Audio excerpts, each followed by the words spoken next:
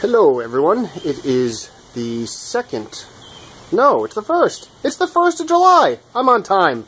Maybe not when I post it, but I'm at least recording on the 1st. Anyway, here we are at the shop.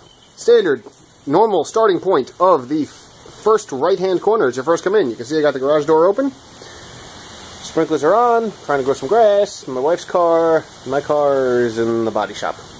Anyway, we're going to have a better day in the shop than we did on the road. Here is the corner with the pile of stuff that goes in the attic and that pesky little step. See, there used to be a door here where that OSB is. It's a little hard to tell, but that's OSB that transitions to drywall. There used to be a door here. I have to rip out that step. That's been on the list for a long time. I'm going to keep mentioning it to guilt myself into doing it in these videos until I actually get it done. But here is a relatively new addition to the shop. This is my Dust Boy dust collector. I got this off Craigslist, let's say 4 years ago, thereabouts, something like that, and it's been sitting in the attic ever since.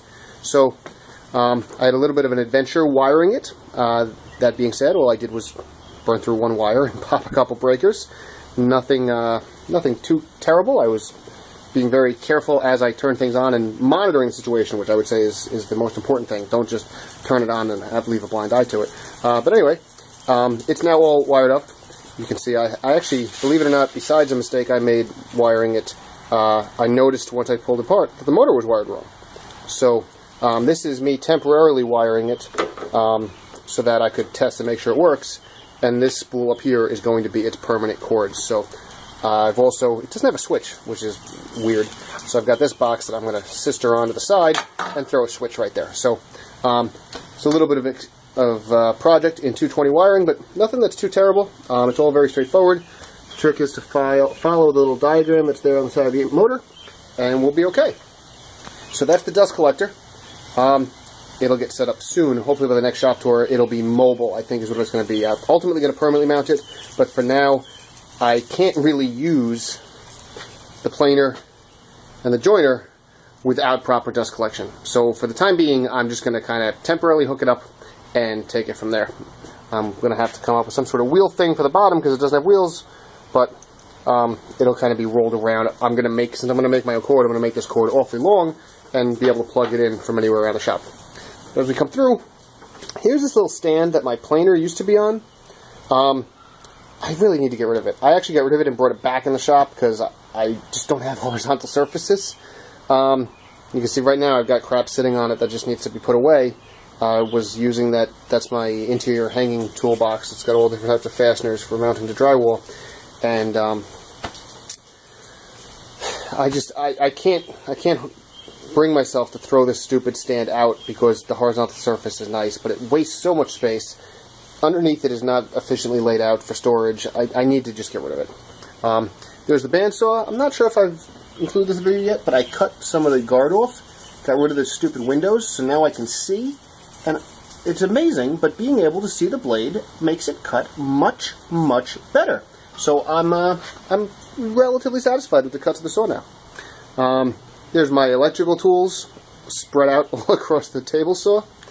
As we come back here, these two 4x4s are going to be ladder posts for the treehouse. So yes, I'm finally getting back to the treehouse.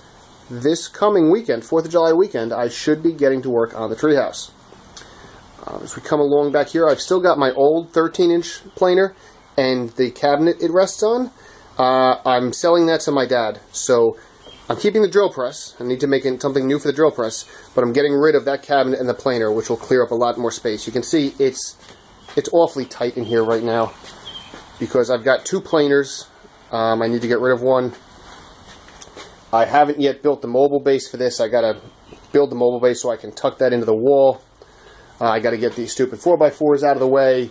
I've got to get that dust collector not blocking the main entrance, but tucked away somewhere.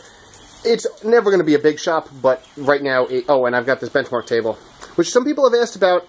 I don't think they're still around, and I really wish they were, because it's a fantastic, fantastic table. If you can find one, I highly recommend buying it. It is rock solid when you set it up. That being said, I don't think they're around anymore. I believe they went out of business, and I'm really sorry about that, because it was a fantastic, fantastic table. But I'm kind of all over the place. I'm sorry, I'm not focused tonight. But we come through here, some scraps of wood. I want to say that's apple. I don't really know what it is. It's some of my worm-infested wood I got from Carrie. I'm still trying to make good use of it. I've used it on a bunch of projects, and I don't know why that's out. I think I should just put that away because I finished the project it was out for, but anyway, that's that. Here we have on the floor this giant snake I'm tripping over is the 6-inch flex hose for the dust collector. I'm going to try to make use of that for a little while, but I think I might be buying new hose. Those cabinets back there, or not cabinets, the containers, I guess, they're like suitcase-style containers. They used to be in the back of this cabinet, but since I'm selling the cabinet, I cleaned them all out. I need to find a better home from them. So that's where they are right now, it's all stacked up against the wall. Here's the bench. Here's a, well, calling it a commission would be a bit too liberal, because a commission implies I'm going to get paid for it. But this is the Judds Tavern. It is the Judds Tavern. It's the Judds Tavern Mug that is used as the trophy for the Judds Tavern Fantasy Football League. I believe it's football. It's a fantasy sport of some sort. And a good friend of mine has won 2 years in a row, and I'm going to be making a base for this mug to turn it into more of a trophy. So that's a project that I'm hopefully going to finish before early August when I'm going to see him. But we'll see how that goes. Early August is very soon. I'll let you know in the next shop tour. As we come across the bench, some dye, some 220 electrical crap, that's a new rollout toolbox.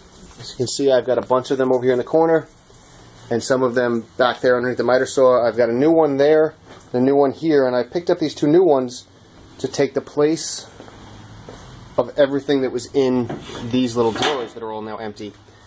So again, I need to, once I get this out of the shop and I get this stuff out of the shop, I need to really think about it and come up with an effective storage unit that can also have the drill press on top of it.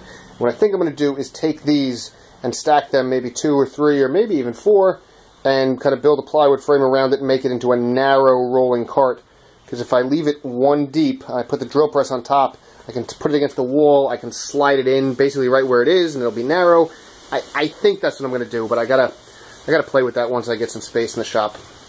But coming along here, we've got these dye test boards for the clock I'm fixing. I think it's going to be this dark dye, and this is, okay, this is dark. This is 2 coats of dark with 1 coat of lacquer. That's 3 coats of dark and 4 coats of dark.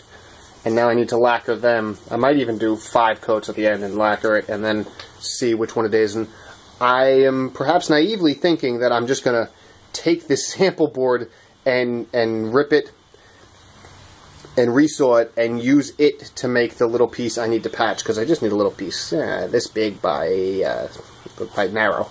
So anyway, that's been kicking around there forever. I need to wrap that up. Nothing all that new here with the saw. Here's my electrical panels because I was doing the wiring.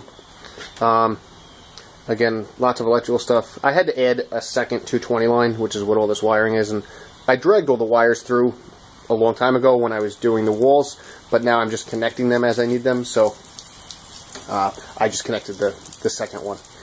There's the planer. Again, I'm going to replace this with real cord from that spool when I get around to doing a little bit of wiring. And as we come around here, this is what I've been able to knock my lumber storage down to. As much as I would like to keep more lumber here, I really even want to get rid of this pile. I really need to fit all my lumber up in that rack and in this rack here above the garage door. So that's where we stand. That's the shop on July 1st. It's kind of hot and sweaty in here now. I will say that having the window down there with the little fan right in line with the garage door, I get a good cross breeze. It makes it tolerable. Not pleasant, but it is tolerable. If it gets too nasty, I can always throw an air conditioner in this window. So that is the shop. Hope your shop is looking cleaner, better, a little bit more useful than mine.